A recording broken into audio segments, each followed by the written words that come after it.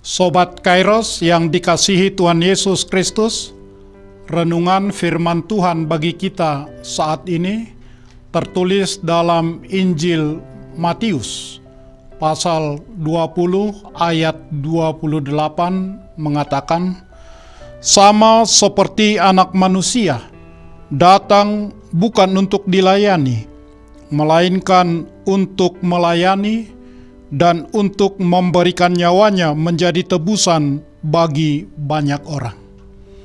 Sobat Kairos yang dikasihi Tuhan Yesus Kristus, dalam tulisan Google Artificial Intelligence (AI), ayat ini menyoroti teladan kerendahan hati dan pengorbanan Yesus, serta menjadi dasar bagi para pengikutnya untuk meniru sikap melayani dari Tuhan Yesus yang sejati.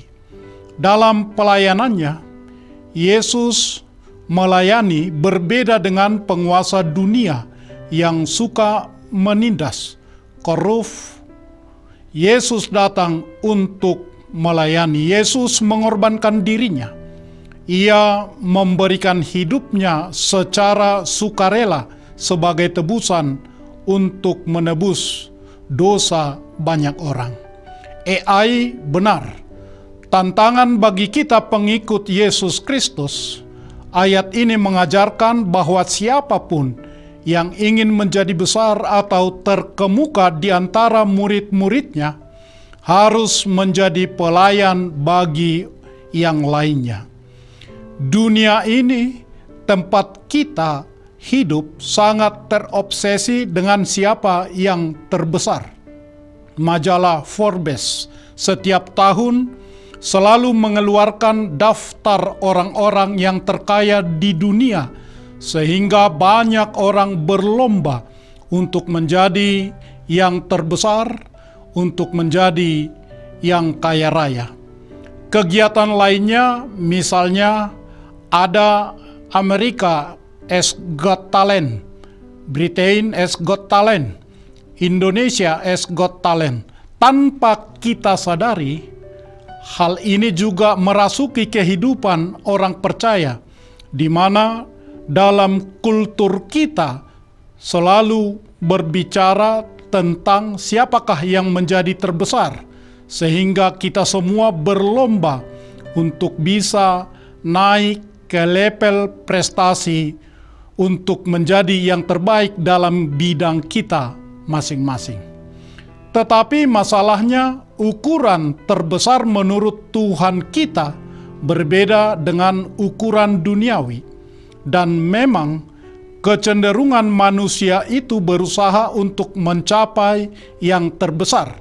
Itulah dosa manusia pertama kali ketika Adam dan Hawa jatuh ke dalam dosa, yaitu tergoda dan berusaha menjadi seperti Tuhan, bahkan mau menjadi Tuhan.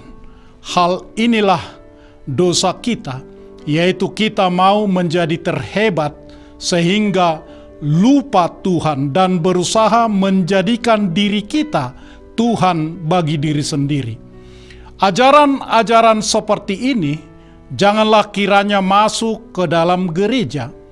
Tergoda mengajarkan teologi kemakmuran, sehingga jemaat-jemaat mengejar kebesaran menurut dunia dan bukan menurut kerajaan surga.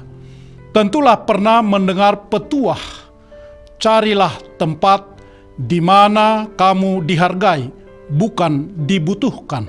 Sebab banyak orang yang mencari orang saat membutuhkan, tetapi lupa menghargainya. Tuhan menghargai kita. Sobat Kairos yang terkasih, Yakobus dan Yohanes melalui ibunya menyampaikan keinginan mereka agar masing-masing boleh duduk di sebelah kanan dan di sebelah kiri Kristus dalam kerajaannya.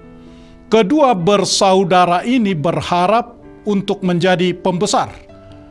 Hal ini dilakukan bukan supaya mereka bekerja melayani Tuhan, melainkan supaya mereka beroleh kehormatan.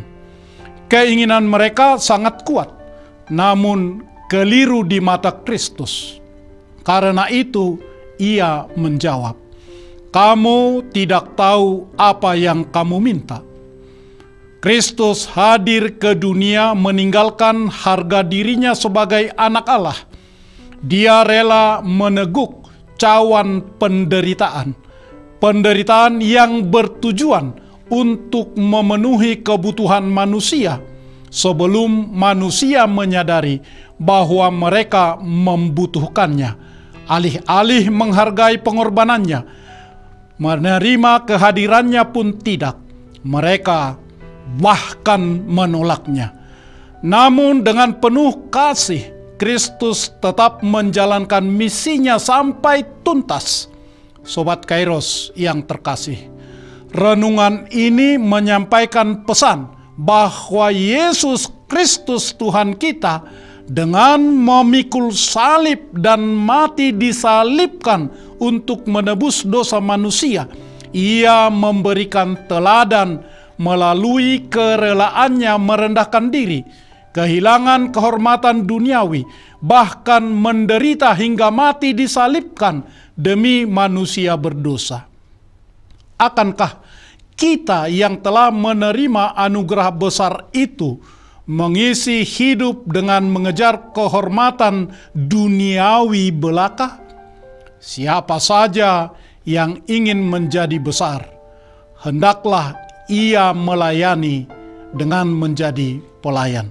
Sobat Kairos yang terkasih, selamat beraktivitas. Tuhan memberkati. Amin.